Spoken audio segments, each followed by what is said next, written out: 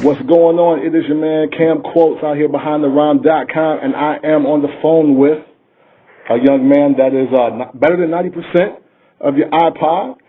He don't care if you want to bring the 90s back, because that's okay. That's what they designed them at. Skyzoo, what up, fam? What up? What's going on? Man, nothing much, man.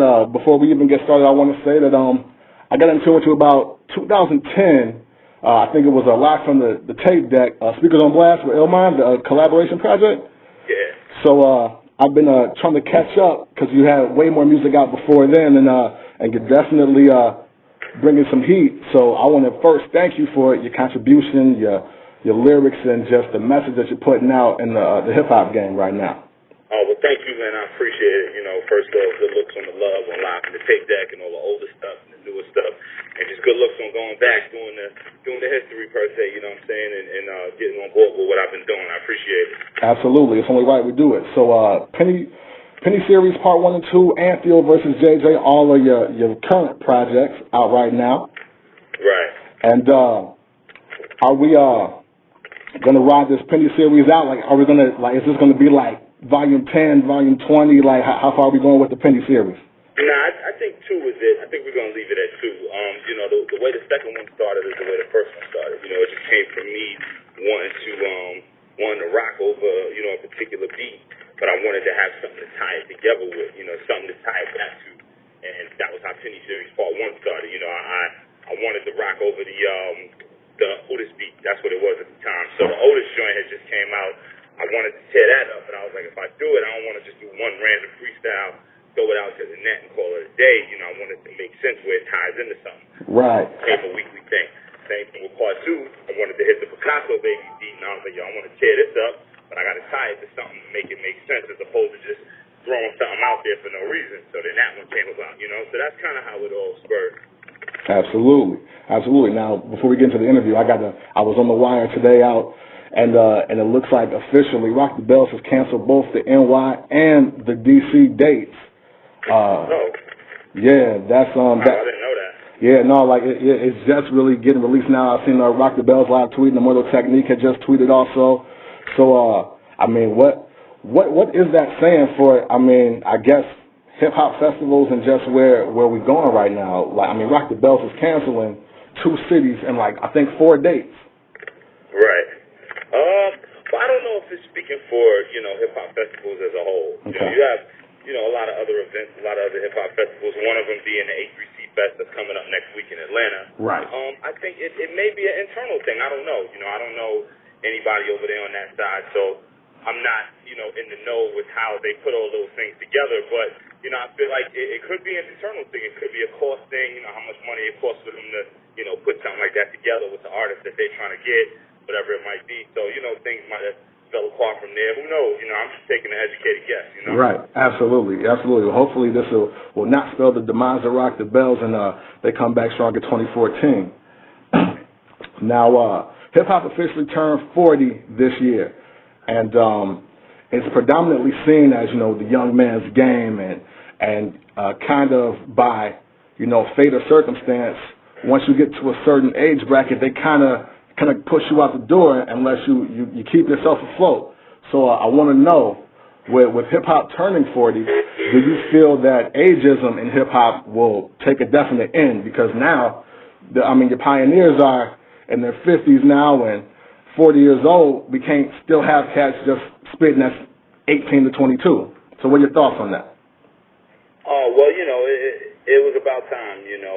Over time, things happen, things change, and there's nothing you can do to stop time. So with hip-hop turning 40, it only makes sense that something that we started, something that we created from the ground up will continue to get older. But at the same time, I think what you're going to have is artists that are still doing shows, still touring, things like that at an older age. You know, you look at, you know, the Cool Hercs and, you know, those type of guys, Curtis Lowe's. You look at, you know, DMC and Run, and, you know, you look at all those guys and the Rakims and EPMDs, you know, they're always doing shows. So whether or not they're putting out new music every day, either way, they have a catalog that they can live off of and continue to feed the people and do shows no matter how, you know, the years may passed and how much older they may become.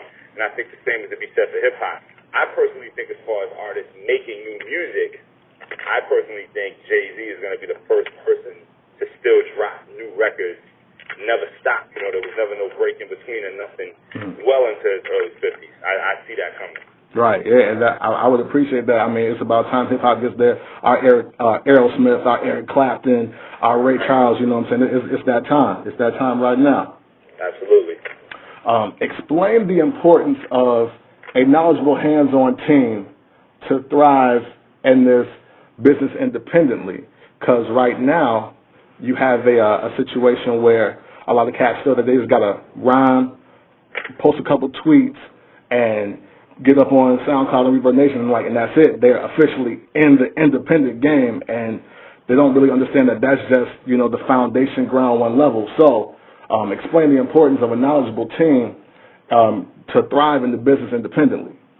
Well, at the end of the day, it depends on if you want to be successful or not. To drop it, to make a record or make a project, put it on the internet and call it a day, you're not looking at doing too much and being too successful. Nowadays, artists have to think of themselves as labels. Artists have to look at themselves as labels. They have to, put themselves in those shoes because it's where the game is nowadays. A lot of artists that you see out there that are making moves on TV, radio, whatever it is, half of them aren't on a major label. Half of them may not be on a label at all. Even if they're not on the radio and on TV all day, they're doing all these festivals like we spoke about, and they're, selling out tours and shows and things like that. I mean, you take an artist like myself, for example, have I been on the radio? Yeah, I've been on TV. I'm still on TV now and the radio at times, for sure, but I'm not an everyday TV and radio artist at the moment, but at the same time, I have a career where I don't have a regular job. I don't have to work. I don't do things like that. It's just strictly the music. It's been that way for 6-7 years now. I travel the world. I tour. I sell records. I write for other people. I do different things.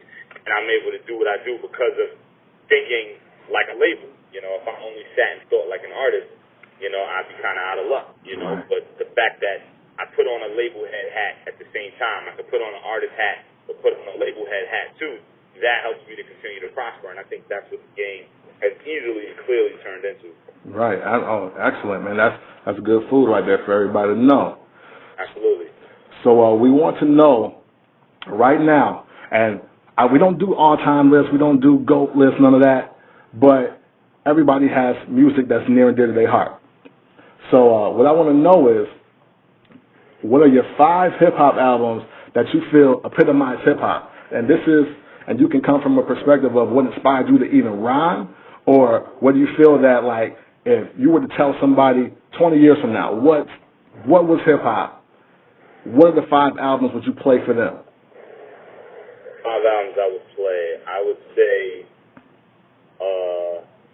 Nas Illmatic would be one. Biggie Ready to Die would be another one. They're not going to be in no specific order, particular order or whatever. Oh, yeah, no doubt. It's all good. Yeah, Nas Illmatic, Biggie Ready to Die, Jay Blueprint, Eminem, Marshall Mathers LP, and T.I. trap music. I would round it off with that because I want to have some sort of Southern influence.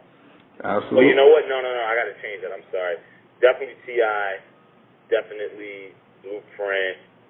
Oh, man, I probably would take off Marshall Mathers and replace that with Doggy Style, simply because you want to have a West Coast presence as well. I'm trying to figure out the best way to round it out and keep it balanced, you know what I mean? Right, absolutely.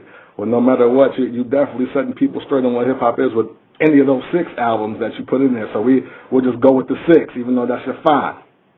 Okay, yeah. Absolutely. So what's next for you? What's the next project that you have on the way for the people out here? Oh, man, the next project, working on some new stuff now. I put out, like you said, the mixtapes and the freestyle series, Penny Series Part 2, and Dio vs. JJ, things like that. Also, the album Dream Deferred came out the end of last year. So, still riding off of that wave for sure. And also, on top of that, working on Barrel Brothers, which is a collabo album with my man Torre. If you know my music, then I'm sure you know Torre music as well. He's collabed with me on a bunch of records and things like that over time. And the people wanted it, so now we're going to give them what they want, So me and my man Torre working on this collabo joint. Hopefully get that out like late winter, early spring, something like that. And then at some point next year, probably towards the end of the year, we'll my next joint, Music for My Friends, which would be, my next full-length solo album. Great, excellent. And you're officially, you're ultra independent now. Like, you're not even with Dunk Down officially, correct? No, yeah, it's just me, myself, and I, and when I say me, myself, and I, it means, it means my team as well, the people that are under the umbrella with me. But it's me, myself, and I, as far as the new project and everything I'm doing moving forward, I was able to step away and build something on my own and get a deal with a distribution company that pretty much can't be matched at the moment. So it's essentially me becoming my own label, me becoming my own Duck Down, me becoming my own, TDE or whatever you want to call it. Right. It's me being able to do my own thing. And if if a major or somebody came along and wanted to join forces with that, by all means, it could be discussed. But at the moment, the way I'm putting it together, it's just me being able to have way more control business-wise and profit-wise over what I'm doing. That's excellent. Well, we expected some more tough tunes coming from you. Salute to you and the team, Skyzoo team. They be retweeting and tweeting out, so we appreciate that. Absolutely. It's been BehindTheRhyme.com. We appreciate your time and attention, bro. You stay up. Thank you, man. I appreciate it. Likewise.